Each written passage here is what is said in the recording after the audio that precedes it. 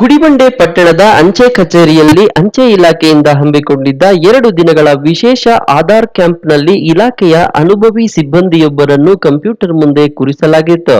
ಮಧ್ಯಾಹ್ನ 2 ಗಂಟೆಯಾದರೂ ಒಂದೇ ಒಂದು ಆಧಾರ್ ಕಾರ್ಡ್ ತೆಗೆಯಲು ಆಗಲಿಲ್ಲ.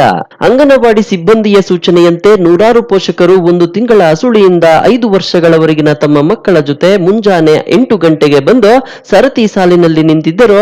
ಇತ್ತ ಅಂಚೆ ಇಲಾಖೆ ಅಧಿಕಾರಿಗಳು ಮಾತ್ರ ಯಾವುದೇ ಪೂರ್ವ ತಯಾರಿ ಮಾಡಿಕೊಳ್ಳದೆ ಮೂಲಭೂತ ಸೌಲಭ್ಯಗಳಾದ ಕನಿಷ್ಠ ಕುಡಿಯುವ ನೀರಿನ ವ್ಯವಸ್ಥೆ, ನೆರಳಿನ ವ್ಯವಸ್ಥೆ ಹಾಗೂ ಆಸನದ ವ್ಯವಸ್ಥೆ ಮಾಡದ ಕಾರಣ ಬಂದವರು ತೀವ್ರ ಸಮಸ್ಯೆ ಎದುರಿಸುವಂತಾಯಿತು.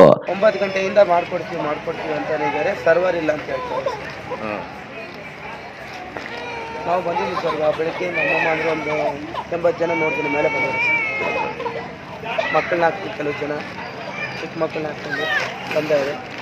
ಸುಮ್ಮನೆ ಮಾಡ್ಕೊಡ್ತೀವಿ ಆಗುತ್ತೆ ಅಂತಾರೆ, ಸರ್ವರ್ ಇಲ್ಲ ಅಂತ ಕಾದು ಸಾಕು.